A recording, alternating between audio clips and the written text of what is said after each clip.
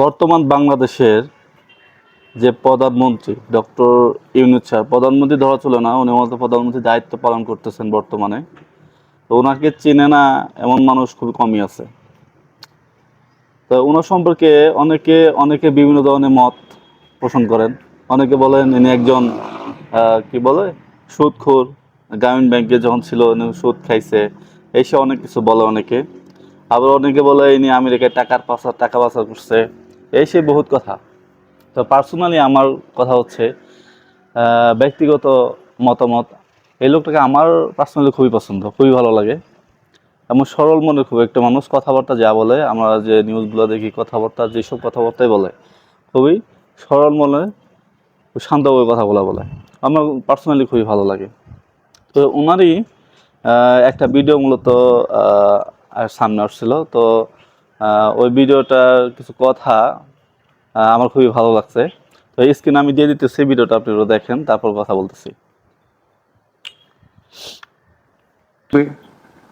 নাহিদ, আসিফ, তোমাদের সবাইকে অন্তত মাসে একটা করে চিঠি লিখো আমাদের কাছে, শুধু স্মরণ করিয়ে দেওয়ার জন্য এটা বাকি রয়ে গেল, এটা ঠিক হলো না।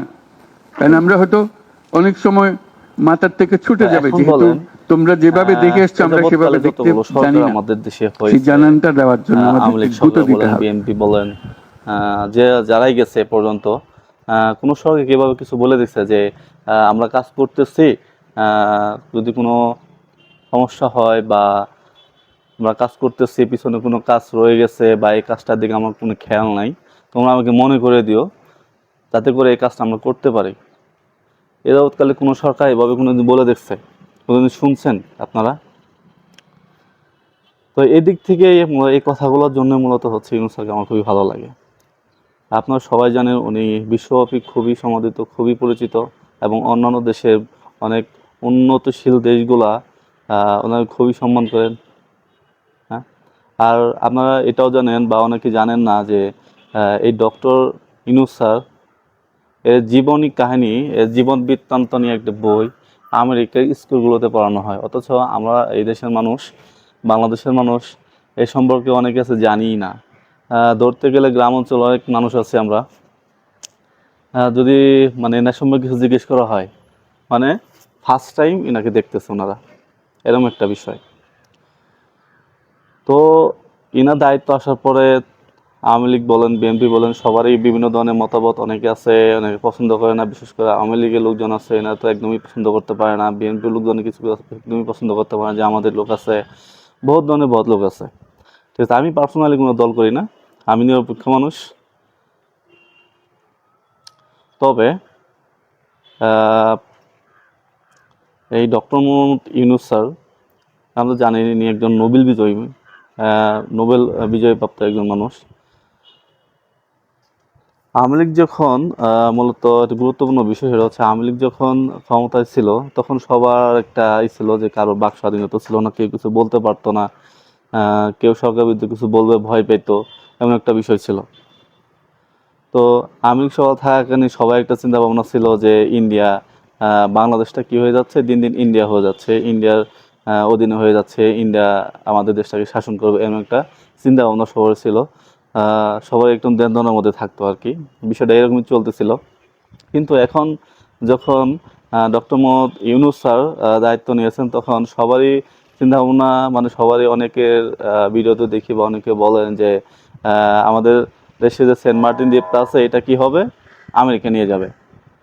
তাই যখনই যেই সরকার আসে তখনই সেই সরকারে নিয়ে এমন একটা মানে ঝামেলা হয়েই থাকে যে আওয়ামী লীগ সরকার আসলে আমাদের দেশটা ইন্ডিয়া হয়ে যাবে, ডক্টর মোহাম্মদ ইউনূস স্যার আসছে আমাদের দেশে সেন্ট মার্টিন দ্বীপটা আমেরিকা নিয়ে যাবে, কত ধরনের কথা। তবে আমার ধারণা মতে ইউনূস স্যার যিনি, পার্সোনালি আমার খুবই ভালো লাগে, কার কেমন লাগে এটা আমি জানি না, তবে কার ভালো লাগতেও পারে, ভালো নাও লাগতে পারে, তাদের ব্যক্তিগত বিষয়। তো ওনার কাজের ধরন এবং ওনার কাজের বিষয়গুলো খুবই ভালো লাগে। চব্বিশ সালে যে কোনো কাজ উনি করে ফেলতে পারে। যেমন হইতেছে ধরুন, কিছুদিন আগে যে বন্যাটা হয়ে গেল, আমাদের মহামারী ধরা চলে, ইন্ডিয়ার বাদ ছেড়ে দেওয়ার কারণে আমাদের দেশে যে বন্যাটা হয়ে গেল। হ্যাঁ, আমরা ইতিপূর্বে দেখছি যে আওয়ামী লীগ ক্ষমতা থাকাকালীন তখন দেখা গেছে বন্যার সময় আমাদের প্রধানমন্ত্রী উনি হেলিকপ্টারে করে সব জায়গা পরিদর্শন করেছেন, দেখছেন। তবে ডক্টর মোহাম্মদ ইউনূস স্যার কিন্তু এরকম কোনো কিছুই করে নাই। উনি সিম্পল, কাউকে বলেও নাই, কোথাও কোনো পরিদর্শনেও যায় নাই, কোনো একটা বন্যাতে খবরও নাই, কিচ্ছু করে নাই, চুপচাপ আপনাদের অনুদানের বা অন্যদের অনুদানের ব্যবস্থা করে দিয়েছে চুপিসারে। এরকম কে করেন? ইতিপূর্বে যে সরকার গেছে কোনো সরকার দেখছেন এবং করছে? অনেকে আবার বিভিন্ন দলের মতে এখন তাদের মতামত হচ্ছে এই সরকার কতদিন থাকবে। কিছুদিন আগে আমাদের যে বিপি নূর ভাই উনি বলছিলেন যে এই সরকার 6 মাস বা এক বছরের মধ্যে নির্বাচন দিতে হবে। ভাই তো তাড়াতাড়ি কিসের ভাই? তাড়াতাড়ি খুব দরকার আছে। থাকুক না কিছুদিন, উনি সংস্কার করুক। সংস্কার করতেছে, সংস্কার করার প্রয়োজন আছে। যেগুলো সমস্যা আছে বিষয়গুলো সমাধান করার দরকার আছে, তারপরে নির্বাচন নেন। উনি তো নিজেও বলতেছেন যে আমি ক্ষমতার লোভী না, আমার আপনারা যতদিন রাখবেন আমি আছি, নইলে নাই।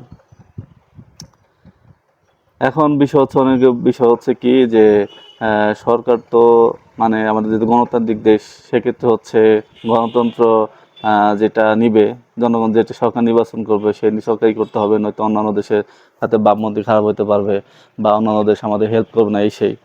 ভাই এই যে আরব আমিরাতে যে আন্দোলনের সময়, ছাত্র আন্দোলনের সময় আরব আমিরাতে যে ভাইরা আমাদের সাথে যোগ দিচ্ছিল বা আন্দোলন করছিল, তাদের অনেকে গ্রেপ্তার হয়েছিল, পুলিশ গ্রেপ্তার করেছিল।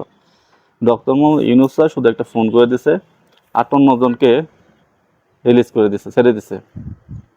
সবসময় গণতন্ত্রের প্রয়োজন হয় না ভাই, কিছু মানুষের হচ্ছে আপনার কি বলে আহ, মানুষের পরিস্থিতি, যে জনপ্রিয়তা, এটা অনেক কাজে লাগে।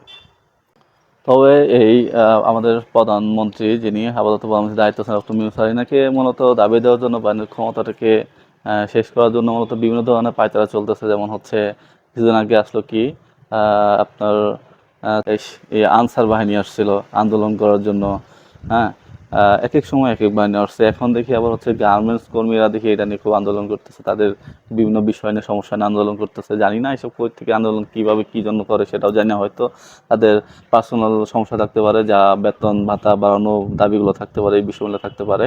তবে আমি একটা সিসিটিভি ফুটেজ দেখলাম, যেখানে দেখা গেল হচ্ছে গার্মেন্টসের ভিতরে কিছু লোক ভাঙচুর করতেছে, কিন্তু লোকগুলো হচ্ছে সব টুকাই পোলাপান। আমাদের ঢাকা শহরে বা শহর অঞ্চলের টুকাইগুলো আছে, তারা মূলত এই কাজগুলো করতেছে। আসলে রাজনীতি যারা করে তারা মূলত হচ্ছে নিজেরা কিছু করে না, কিন্তু এদের দিয়ে অনেক কিছু করায়। আমরা অনেক সময় এগুলো দেখছি, অনেক ভিডিওতে দেখছি যে এই আন্দোলন, ছাত্র আন্দোলনের সময় কিছু জায়গায় আগুন ধরে দেওয়া হয়েছিল।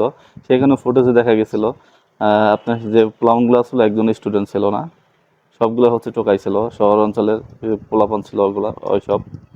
তো যাই হোক, আমার মতামত এতটুকুই। যারা মূলত হচ্ছে এটা পার্সোনাল ব্যক্তিগত বিষয়, কে কাকে পছন্দ করে না করে। আমার পছন্দ, সেটা আপনাদের সাথে উপস্থাপন করলাম। তবে ডক্টর মোহাম্মদ ইউনূস স্যারকে যা যার ভালো লাগে বা তার কথাবার্তা বা সিদ্ধান্তগুলো ভালো লাগে, কমেন্ট করে জানাতে পারেন। আমার সাথে একমত পোষণ করতে পারে, যাদের ভালো লাগে না, সাথে ব্যক্তিগত বা তারও কমেন্ট করে জানাতে পারে, কোনো সমস্যা নাই। তো যারা আমার পেজটাকে ফলো করে নেয়, দয়া করে ফলো করে দেন ভাই। খুব কষ্ট করে ভিডিওগুলো করি, অবসর সময়ে দাঁড়িয়ে দাঁড়িয়ে ভিডিওগুলো করি। আমার পিছনে দেখতে পাচ্ছেন অনেক বড় পাহাড়, এটা বাংলাদেশ না, অন্য একটি দেশে আছে আমি। যাই হোক, একটু ঘুরতে আসছি। বিষয় হচ্ছে পেজটাকে ফলো করে দিন ভাই। রিকোয়েস্ট থাকলো সবার প্রতি পেজটাকে ফলো করে দেওয়ার জন্য, ভিডিওগুলো একটু শেয়ার করে দিন। আর যারা ইউটিউব থেকে দেখবেন আমার চ্যানেলটিকে সাবস্ক্রাইব করে দিন। আর ভিডিওটা ভালো লাগে লাইক করে দিন, আর পাশে থেকে বেল আইকনটি বাজিয়ে দিন, যাতে করে পরবর্তী ভিডিও নোটিফিকেশন আপনার কাছে পৌঁছে যায়। তো আজকের জন্য এতটুকুই। সবাই ভালো থাকবেন, সুস্থ থাকবেন। খোদা হাফেজ।